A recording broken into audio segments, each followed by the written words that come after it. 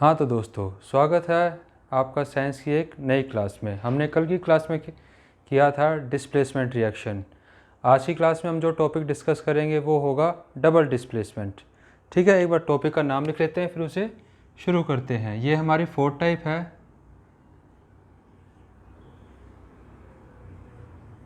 Double displacement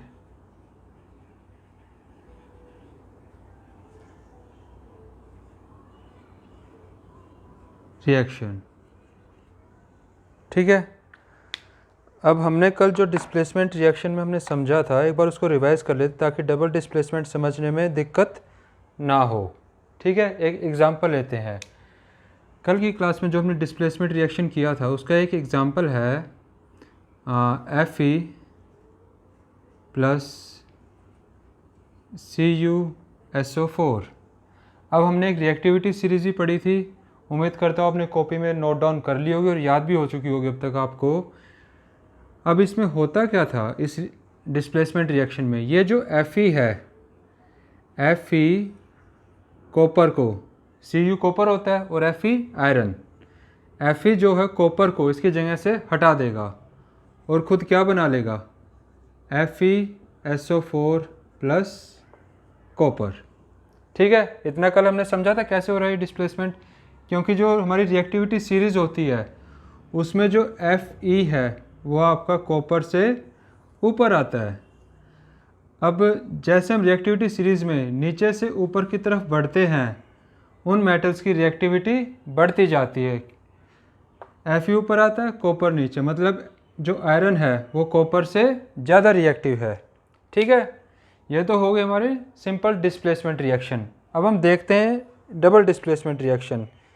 पहले एक example देख लेते हैं, उसके बाद फिर हम इसकी डेफिनेशन लिखेंगे। अब है हमारा डबल डिस्प्लेसमेंट का रिएक्शन। इसका जो एग्जांपल हम देंगे वो होगा बेटा, ये एग्जांपल है आपका Na2SO4 इन aqueous state प्लस BaCl2 इन aqueous state। ठीक है, अब हमारा ये क्या बनता है, हमारा बनेगा यहाँ पे BaSO4 सॉलिड बनेगा ये, प्लस NaCl aqueous state। ठीक है, ये हमारी हो गई एक रिएक्शन। अब इसमें समझते हैं डबल डिस्प्लेसमेंट कैसे हो रहा है। पहले इनके नाम लिख लेते हैं। इसको क्या बोलेंगे, इसको हम लोग बोलेंगे सोडियम सल्फेट। ये हमारे पास है sodium sulphate plus barium chloride. ठीक है, BaCl2 को बोलते हैं बेरियम क्लोराइड। अब हमें मिलने क्या लग रहा है प्रोडक्ट में, प्रोडक्ट में हमें मिल रहा है ये barium sulphate, barium sulphate plus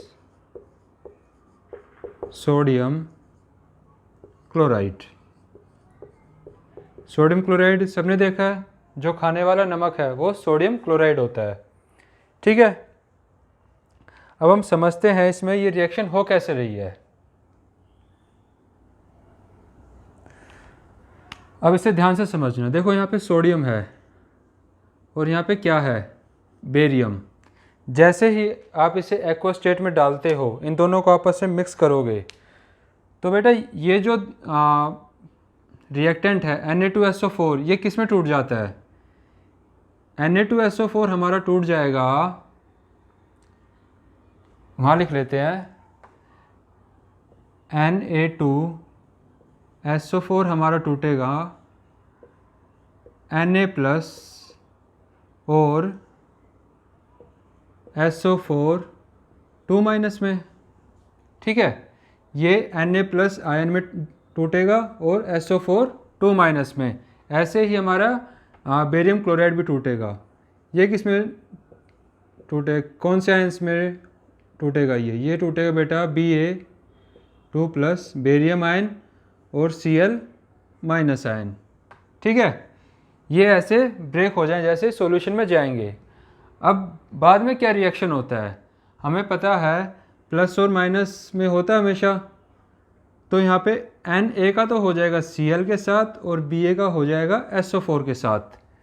या सिंपल सी भाषा में अगर हम समझें, जो Na है, Na Ba को डिस्प्लेस कर देगा इसकी जगह से, और जो Ba है वो Na की जगह ले लेगा। ठीक है, अब देखो Na Ba को डिस्प्लेस करता है तो ये क्या बना, NaCl, Na ये हो गया और Cl ये हो गया। ऐसे ही जब Ba इसके साथ आएगा तो ये क्या बनाएगा, BaSO4।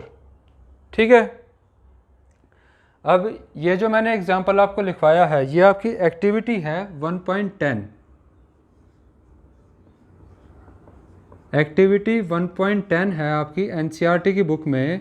उसमें एक्टिविटी में आपको क्या कहता है कि आपको 2 टेस्ट ट्यूब में एक में लेना सोडियम सल्फेट, एक में बेरियम क्लोराइड, फिर इन दोनों को मिक्स करना है और वेट करना कि प्रोडक्ट क्या बनेंगे। प्रोडक्ट आपके पास बनेंगे बेरियम सल्फेट और सोडियम क्लोराइड। अब उस रिएक्शन में आप एक चीज़ और देखोगे, ये जो आपका बेरियम सल्फेट है, बेरियम सल्फेट एक सॉलिड फॉर्म बनेगी और ये एक वाइट पाउडर की तरह हो जाएगा। वाइट पाउडर बनेगा बेटा आपका उस टेस्ट ट्यूब में, जो कि इनसॉल्युबल होगा। ठीक है, ये टेस्ट ट्यूब में नीचे की तरफ बैठ जाए। मान लिया ये टेस्ट ट्यूब है, ये क्या है, एक टेस्ट ट्यूब।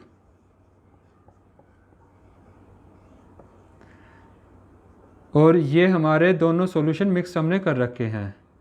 अब ये जो आपका बेरियम सल्फेट है ये वाइट कलर का पाउडर टाइप में नीचे सेटल डाउन हो जाएगा और ऊपर आपका NaCl सॉल्यूशन में मिक्स रहेगा। ठीक है, यह आपका नीचे सेटल डाउन होके क्या बना लेगा, BaSO4, और ये ऊपर क्या है, NaCl आपका एक्वा स्टेट में।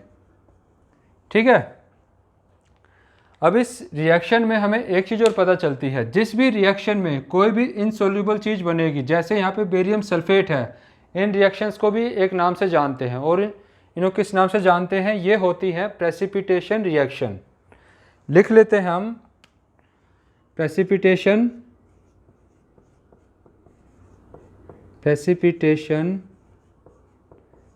रिएक्शन। ठीक है, अब ये जो इनसॉल्युबल चीज़ हमारी बनी थी वाइट पाउडर, इसको हम एक नाम से और जानते हैं, और क्या बोलते हैं उसे, प्रेसिपिटेट। ठीक है, ये जो इनसॉल्युबल पार्ट बना है इसे प्रेसिपिटेट भी बोलते हैं। अब अगर प्रेसिपिटेशन रिएक्शन की हम डेफिनेशन लिखना चाहे तो हम लिख सकते हैं, इसकी हम डेफिनेशन लिखेंगे, any reaction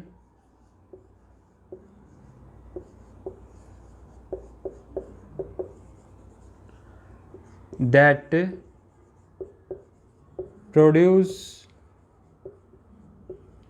a precipitate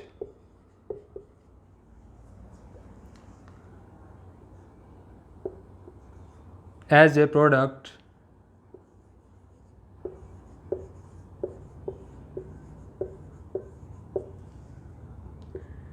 is known as precipitation reaction.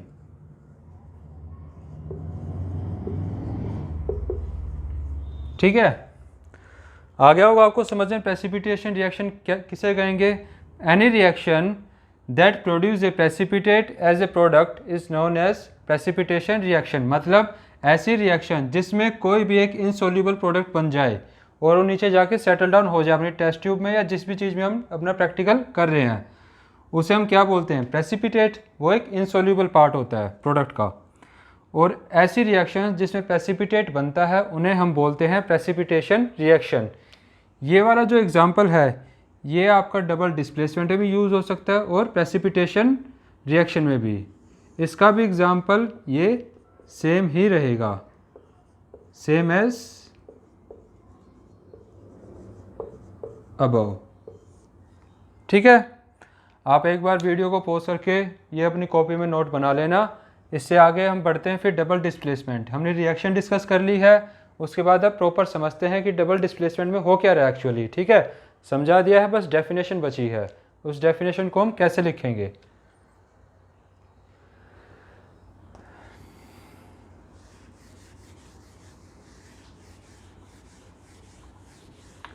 Important यहाँ पे पार्ट था प्रेसिपिटेशन रिएक्शन समझना हमें। ठीक है, उम्मीद करता हूँ समझ में आ गया होगा। मैं आपको जितना इजी हो सकता है उतनी इजी तरीके से समझाने की कोशिश करूँगा और उम्मीद करूँगा आप भी मेरे साथ साथ डेली हमारी जो सीरीज़ चल रही है चैप्टर 1 की, इसकी सारी वीडियोस आप लोगों ने देखी होगी, ताकि आप लोगों को हर एक कंसेप्ट अच्छे से समझ में आ जाए। ठीक है, अब हम एक बार इसकी डेफिनेशन लिख लेते हैं। डेफिनेशन में हम लिखेंगे ए रिएक्शन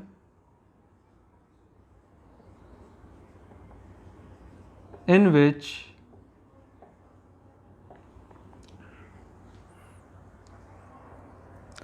compounds are formed